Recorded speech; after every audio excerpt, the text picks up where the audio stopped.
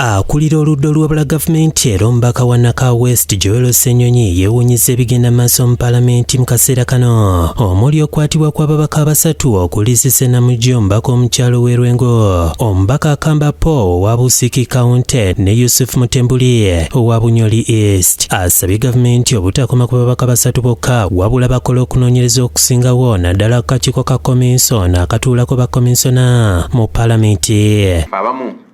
Tetugenda kukyamuukirira kaakati kubanga twabiraba ne mu mabaati baakwatayo abamu abanene bo ne babaleka.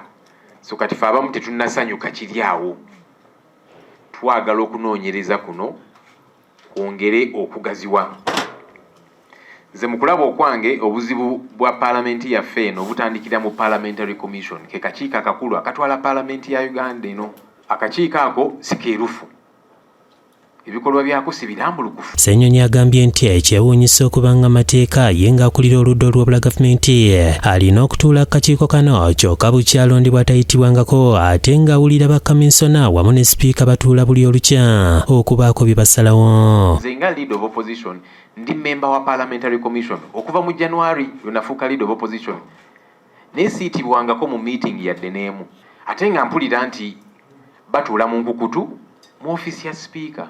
Aitaba backbench commissioners abo naga nti kati eno ku Parliamentary Commission ne basalawo bye basazeewo ku ssente empitirivu. Kati Ssenyonyi awandikidde sipiika nga yeemulugunya obutamuyita mu bukiiko bw'awulira butuula okusalawo ku ntambula ya Paalamenti omuli okuyingiza abakozi mu Paalamenti era talina kyamanyi ne ku biba bisaliddwawo. Commission yeyina okwapuruvinga budget eya Parliament.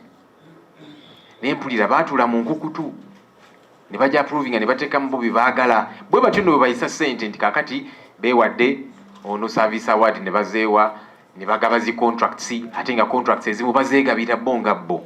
Mpandikidde speaker ku makya ga leero nga mubuuza lwaki Parliament baagala okugitwalanga akaduuka k'omuntu omu eno Parliament. Kyokka ku ky'ababaka bayitibwa okunoonyerezebwako poliisi, Ssenyonyi agambye nti ku babaka b'oludda oluvuganya gavumenti bakiikirira wabadde tiwannaba yayitibwa yadde okukwatibwa naye n'ategeeza nti wabaawo alidde enguzi akwatibwe era akolebweko amateeka nga bwe galagira. Fact bwe tuzuula nti abamu ku baffe beetabe mu bintu bino fe abajja n'osooka okubakwata ku nkoona nga bwe tuze tukikola. Ku ky'okuteeka omukono ku kiteeso ky'okujja mu bakamisona obwesige, Ssenyonyi agambye nti ababaka bangi batiisibwatisibwa nga n'abamu batandika okuwandiika nga basaba okuggyayo emikono gyabwe. Bw'oba omaze okusayininga censure motion toyinza kuggyayo omukono gwo, etteeka terikukkiriza. Naye ate abantu abasinga abasayininga babasindikira bu messages ne bakubira amasimu kaakati gwe togenda kuddamu kufuna trip waweerwa gwanga